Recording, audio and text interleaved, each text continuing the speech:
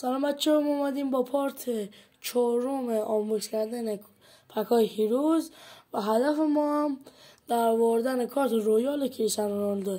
اول از سمت راست شروع میکنیم. پک بنفش، دیوید بکام، توماس مولر و تورام.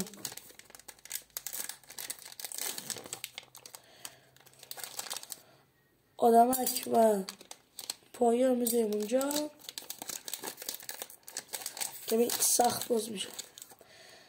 راهنمای بازی،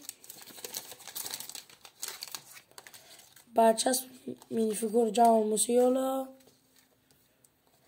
برچسب کانتونا، برچسب تونالی و کارت کرسپو و کارت جمال موسیالا. این کارت ها رو برعکس میذارم که کدشون رو بزن. پک بعدی پک روبرتو باجو و انکوکو رنگ آبی. آدمک رو بذاریم اینجا. راهنمای بازی، برچسب مینیفیگور کای هاورتز،